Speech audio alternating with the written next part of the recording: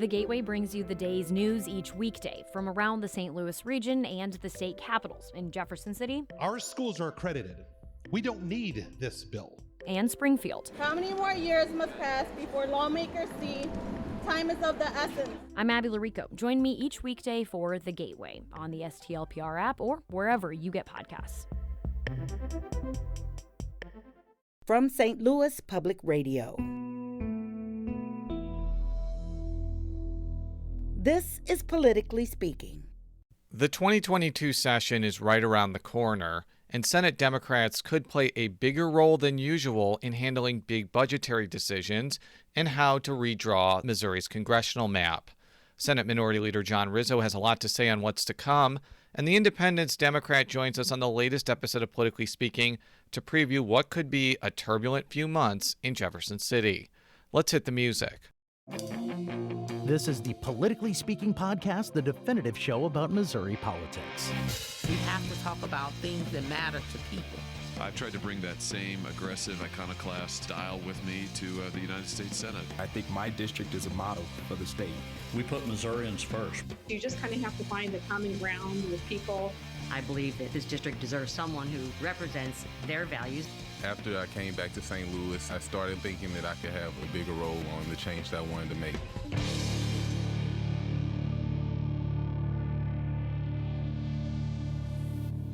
And welcome to Politically Speaking. I'm your host, St. Louis Public Radio political correspondent Jason Rosenbaum. Joining me in Jefferson City, she is St. Louis Public Radio State House reporter Sarah Kellogg. And joining us, he is the Senate Minority Leader. He represents the 11th District, which includes a portion of Jackson County. Our guest today is Senator John Rizzo. Senator, thanks for coming back to the show. Just remind our listeners what your district encompasses before we pepper you with aggressive and hostile questions. Sure. So my district I represent part of downtown Kansas City in the northeast part of Kansas City, kind of by where the Kansas City Museum is, east to Buckner, and then, but for the most part, it is the home of Harry Truman. And the biggest part of the district is Independence, Missouri, which is where I live and my kids go to school and all that. So Independence, Missouri is the biggest part of the district, but it ranges from Kansas City, downtown Kansas City, to Buckner, which is a pretty wide swath of views, if you will. Very much so. We'll just start off with a pretty open-ended question. What are your expectations for the 2022 legislative session? Well, I think we usually come in with different ideas and thoughts, but I will tell you the overarching subject that we're all going to have to be dealing with is redistricting right off the bat, and then making sure all the people that are running against each other for whatever congressional seat they're running for, or U.S. Senate seat, don't kill each other. So, we have a lot of people within the Senate chamber and some in the House chamber that are running for the congressional seats that have been vacated, so that those congressional members could run for the vacated or Roy Blunt's seat now that he's retiring. So it has created a big vacuum, so to speak. So we'll see. You've mentioned a lot of things that we will get to, but what kind of legislation are you maybe expecting to see? Honestly, in an election year, a lot of hyperbolic legislation. We have seen a lot of anti-Joe Biden stuff from the supermajority Republican legislature. From the attorney general suing everybody that's moving that looks like or appears to be a Democrat nationally, to whatever machination will get their name in the paper for the next few months so that they can wrangle votes for their next race, unfortunately. And so kind of how do you weed through that then to kind of get to legislation that you think is worthy of a committee, maybe worthy going through the chambers? You try to emphasize the things that are important. You try to come in with a list through your caucus of things that are important to them, and try to manage expectations. And sometimes it's a matter of there's a senator that really feels like something might help them down the road that really doesn't do anything. And you maybe barter a deal to let them get the thing that doesn't really do anything so that you can pass something that is meaningful, that maybe isn't as hyperbolic as what they wanted to do, but actually has real life changing policy in it for some families. So we saw a little bit of this during the veto session, but do you think that some of the tensions that arose last session between Republicans will arise again? How will Democrats respond to that, and can they use it to their advantage? Yeah, look, the way session ended last year, I think you guys are familiar with. It wasn't good. I mean, the leadership team on the Republican side in the Senate told a lot of different people a lot of different things, and unfortunately for them, a lot of us got in the same room and exchanged stories. So, and they didn't quite add up, which parlayed into a pretty big meltdown in the Senate chamber at the last day of session.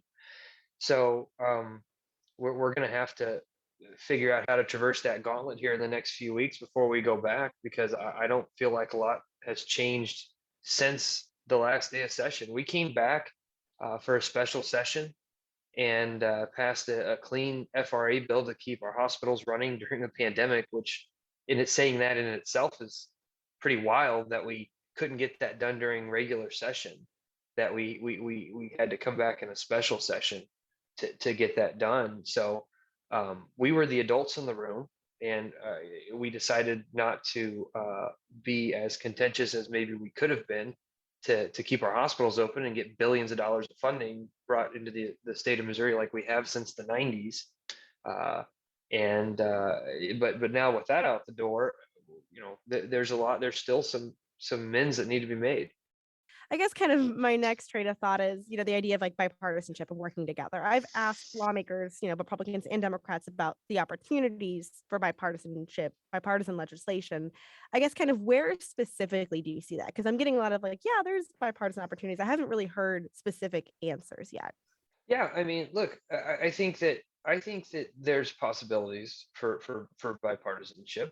I get along with everybody, and I think that there's a lot of people in my side of the aisle that really reach across and try to get along with everybody. We're in a position where we have to, right? We all know the numbers, and we all know that they can put the gas pedal down pretty much whenever they want. So we have to work across party lines on a lot of different issues in order to even get a sniff at trying to get our stuff passed. So we're open to suggestions, and we're open to compromise. I mean, the Parents' Bill of Rights that I have is a bill that I'm open to having some discussion about, and I know there are some people on the other side of the aisle that were thinking the same thing that I was, and we have our differences, of course, but I'd be more than happy to sit down with whoever to work through that to try to get something passed. I mean, the Attorney General and I have worked on legislation together before in the past. When he was in the Senate and I was in the House, we have been able to compromise and reach common ground and come up with decent, moderate solutions for the state of Missouri. Can you elaborate on the Parents' Bill of Rights? What would it do? It does seem to be the fact that you're putting it forward a response to Republican proposals, which seem to be taking aim at what I like to classify as diversity curriculum. I don't like calling it critical race theory because every school district we talk to says they're not teaching critical race theory, but it's kind of ballooned into trying to take aim at every diversity, equity, and inclusion initiative at schools. What's your idea behind your specific proposal? Yeah, I think that a lot of parents in this last year that we've seen throughout the country have either are not as informed as maybe they should be, or are being actively misinformed about what their rights are as parents. And unfortunately, that leads to confrontation at school board meetings. That leads to confrontations maybe with teachers or even other parents. Or in some cases, I think it was in Florida or other places, adults yelling at children. And I think a lot of that comes from parents don't quite grasp what their rights are as a parent. And a parent should know what's being taught in their child's school. A parent should know if someone is lecturing at their school that they disagree with, maybe, and they don't want their child to be there that day, and decide that they keep them home or something. I don't know, but they should be informed in that regard.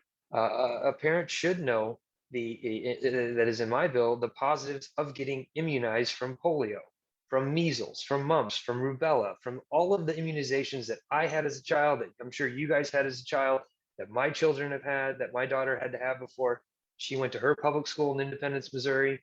And a lot of that has been so politicized, and parents have been so actively misinformed about what they're angry about, that if we can maybe put this into a solid enumerated piece of legislation, maybe it'll cause less animosity at the next school board meeting, and some teacher who's just trying to help children doesn't get yelled at, or some school board member who's volunteering their time in most cases, not being paid, not being trying to be a part of the curriculum in their community, doesn't get harassed or yelled at, or sent angry tweets or messages or whatever it might be. And that's my whole premise for it. And then obviously one big change too is if there were violations, we would have the local prosecutor take that up, and not the attorney general, since he's got so much on his plate right now with all the lawsuits that he's filed.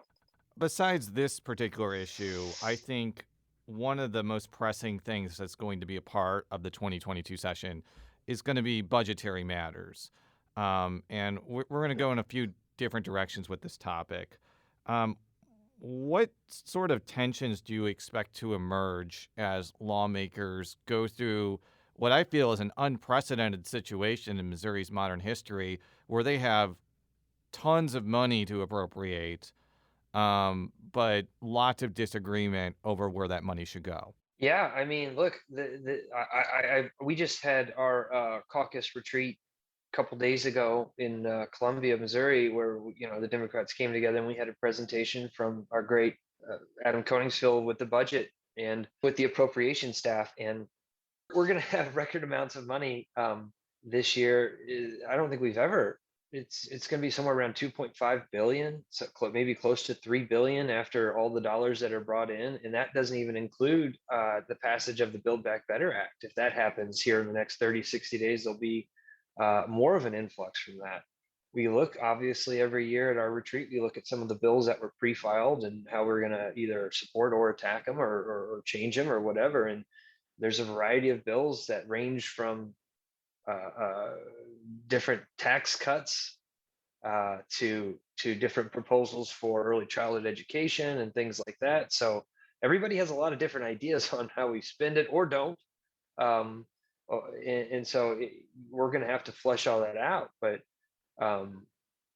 this is a real opportunity, and it's a real opportunity for this state to get back on equal footing with the rest of the region.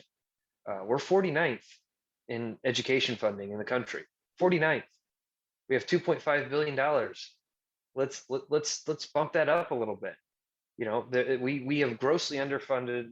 The Republican majority has grossly underfunded transportation for schools in the state of Missouri. Hundreds of millions of dollars we've underfunded it the Republican majority has underfunded it every year, hundreds of millions of dollars.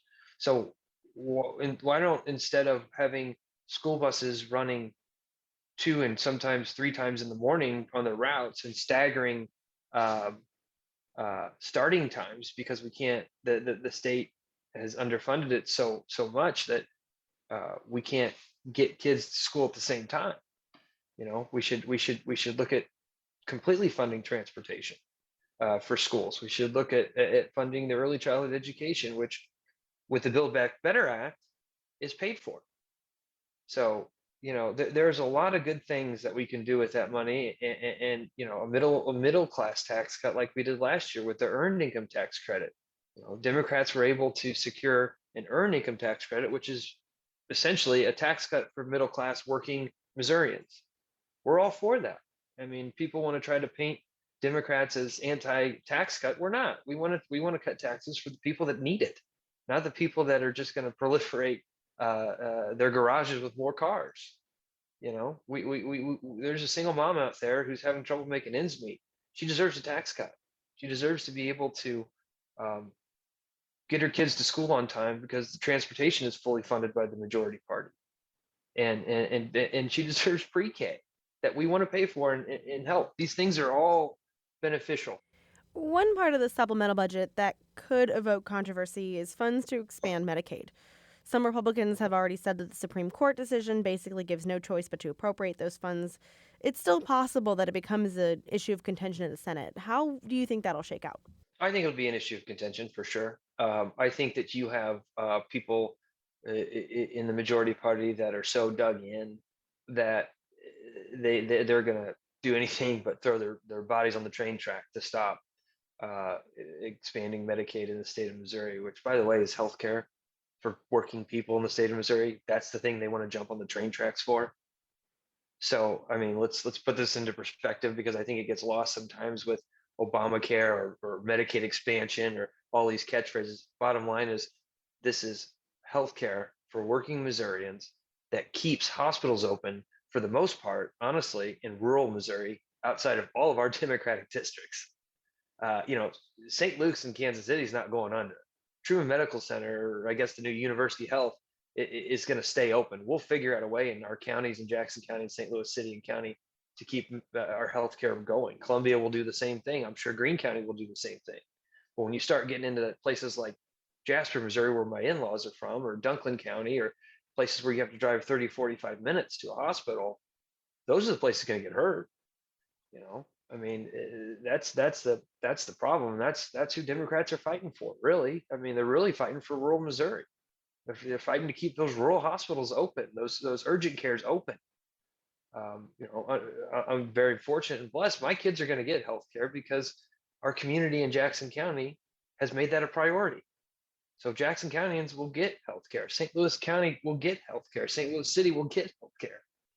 And so that's where we're at. But I have no doubt in my mind that they will continue to try to do everything they can. It's settled. There's no reason for us to negotiate on funding that or not funding that. If they choose to cut their nose off to spite their face on that, the courts will speak again, and it will be swift, and it'll move on. We'll be back after this quick break with Senate Minority Leader John Rizzo. If you have a smart speaker, you have access to the entire world of NPR and St. Louis Public Radio. All the latest news and all the captivating stories. Activate our voices with yours by telling your smart speaker to play St. Louis Public Radio. And we're back on Politically Speaking with Senate Minority Leader John Rizzo. He is a Democrat from Jackson County. I want to move on to COVID-19 policy. This is still an issue almost 2 years after the pandemic began in earnest, which is still percolating throughout Missouri public policy circles.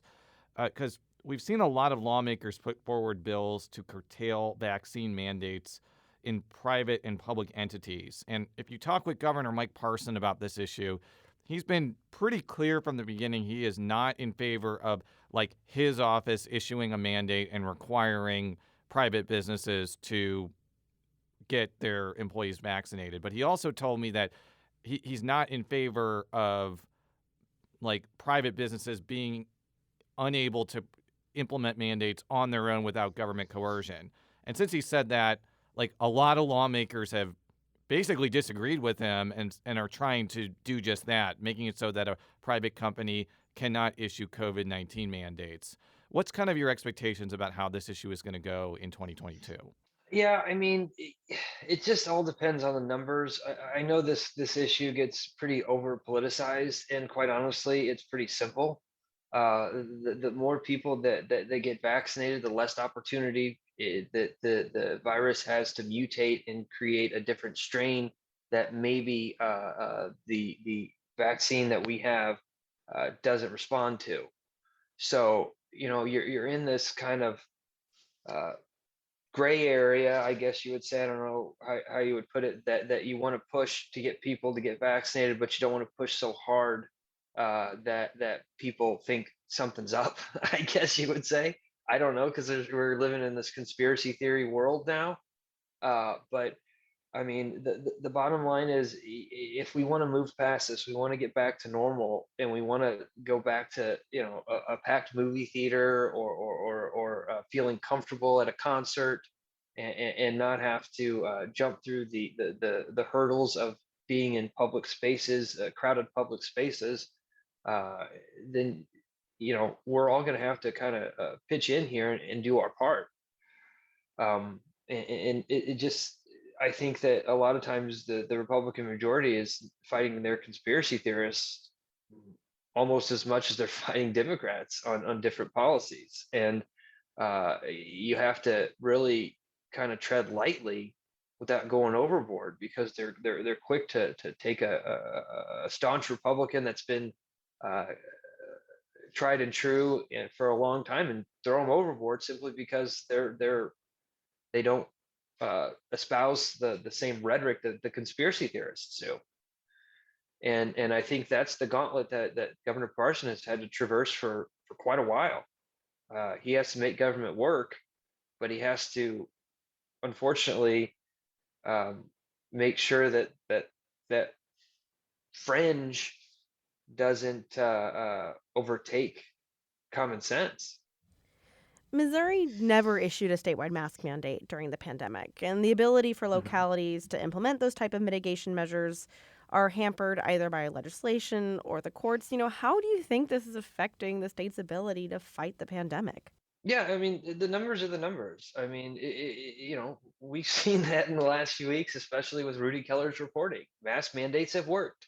Mask mandates have worked. I say it again and again. And I hate the masks. Look, I'm not a fan of them. I don't like having to wear a mask to a mall or to a grocery store or to whatever. I want to get back to normal.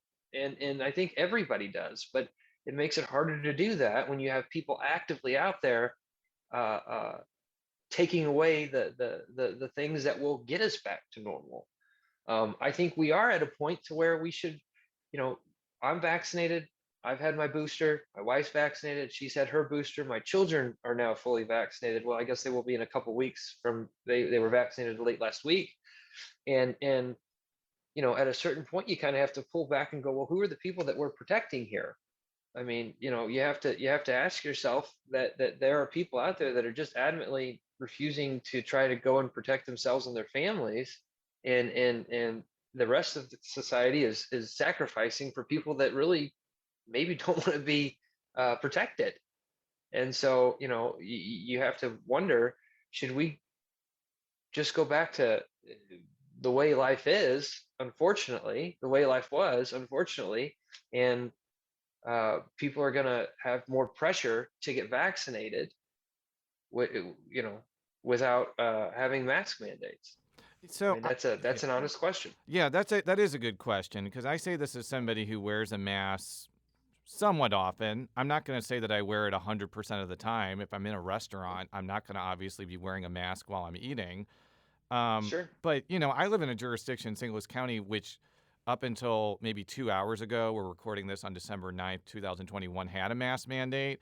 And I've gone into places and people are just not wearing masks. It's not being enforced here. And I've also traveled to places outside the St. Louis metro area at the height of the pandemic, too, and looked into restaurants and seen literally zero people wearing masks.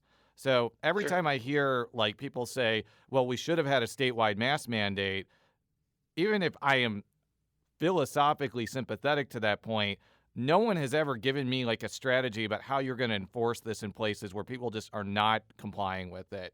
Are you going to bring in the National Guard? Are you going to deputize the health departments, which don't have a lot of people altogether? No one who has been supportive of a statewide mask mandate has ever articulated how you're actually going to follow through on this. But I mean, what do you think of that point?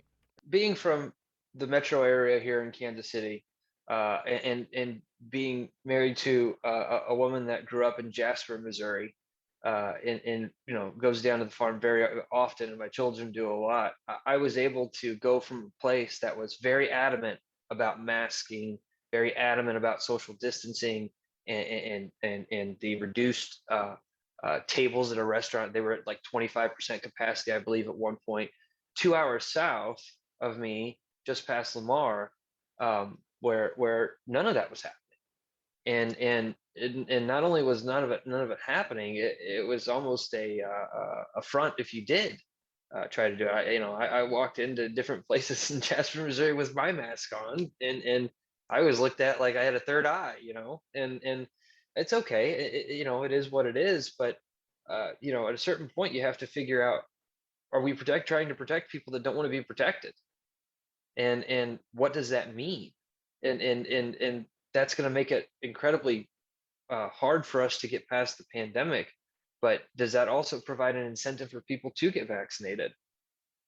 We've sat. I was in the House, Missouri House of Representatives, and then I obviously went to the Senate. I've been in the legislature for a little over a decade now, and we always wondered at certain points, like, what does it take, right? What does it take for that person in rural Missouri to say, I am done voting with Republicans, I'm going to vote for Democrats?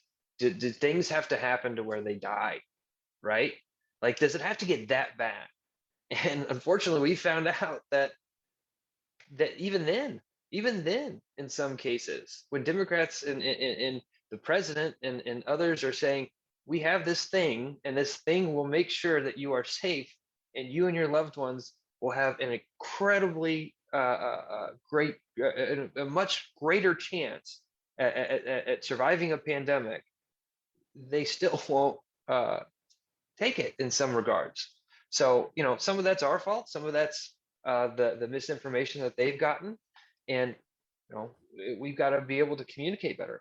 Period. Democrats just have to be able to communicate to people better. So let's talk about one of the biggest parlor game in Missouri politics. Do you think that your Republican colleagues are going to try to take the 5th district, which Emanuel Cleaver represents, which is probably now, depending on the election cycle, a +10 to +15 Democratic district, and turn it into a +15 Republican district? I think they do that at their own peril. I really do. I think that I've heard these talks of a 7-1 map even. It's absurd. Democrats usually run around 40% statewide, give or take. And last I checked, 6-2 isn't 40%. So 7-1 would be just absolutely the gerrymander of all gerrymanders. But having said that, I will tell you, a 7-1 map with a change in tide nationally and in the state could very quickly look like a 5-3 map, or even worse. So in order to just numbers wise make that work, to where they have 7 Republican members and 1 Democrat member that we send to Washington, D.C. in the House of Representatives, if there's a shift in tide nationally, Joe Biden gets this Build Back Better Act, that the labor unions start to realize that Democrats are out there fighting tooth and nail for them, their rank and file, because sometimes the rank and file in the labor community does vote Republican, and we start doing these proactive things like this infrastructure bill that actually is great for the labor community's checkbook, and they start sort of coming back home, so to speak, and there's a change in tide. You could very easily end up with 3 or 4 Democrat members in Washington, D.C. So that's going to be how they decide to move forward on that, because they're in the supermajority. But at the same time, they should tread lightly, and they should be very steadfast about biting off more than they can chew. Well, let me talk about another scenario, which I think is a more likely one. Like, I've been on record, I don't think they're going to go for a 7-1 map for the reasons you mentioned, because it would make the 6th and the 4th district vulnerable in a wave Democratic year. But one other possibility, and Emanuel Cleaver was on KCUR, and he actually thought that this was a possibility, is they turn it into a +5 or +8 Democratic district, with the hope that in a wave Republican year, it would be not out of the realm of possibility for Republicans to pick that seat up. And look, I respect Emanuel Cleaver immensely. He is a great political leader of Kansas City. But if you look at his performance against a perennial candidate like Jacob Turk in wave Republican years, he only won by 6 points. He could definitely lose that seat in a scenario where it's a wave Republican year and it's only +5. Like, are Democrats in Kansas City talking about that strong possibility at all? Absolutely. Yeah, I mean, look, the one positive, if you can call it that, for Democrats being so few in elected office in the state of Missouri is we have the ability to laser focus, right? Like, for us, our job is pretty simple in the state house is to maintain 2 seats, right? We have to make sure there are at the very least 2 very viable Democratic seats in the state of Missouri. They got to go and figure out, Ann Wagner and who's going to replace the Vicky Hartzler seat and who's going to replace the Billy Long seat and making that one happy and this one happy. And there's 5 running for this in the state Senate and there's 2 running for that in the state house. And so, our job is about as laser focused as you can get. We need to, at the very least, maintain the 2 seats. And I think that we will be able to have a lot of opportunity to make friends across the aisle that are interested in that, as well as their seat being where they want it to be. Yeah, I wanted to talk about the leverage that you have. Like I said publicly before Parson decided not to call a special session, that Democrats had no leverage in this. Now, I could see a situation where if they tried to go for a 7-to-1 map, you have all sorts of legislation that you could threaten to hold up to prevent that scenario from happening. And the other scenario that I just have realized is if they try to do a 7-to-1 map, you have the emergency clause to use as leverage, because if you don't pass an emergency clause on this, which is emergency clause for our listeners is, the map goes into effect right away, then the map doesn't go into effect until August 28th. I don't know how you don't move the primary under that scenario, which would just be an apocalyptic situation for a lot of people. So that's more of an observation than a question, but is the emergency clause like an actual leverage point for you? Or are there any other points where you could actually get a better outcome than, say, the Republicans in Illinois did?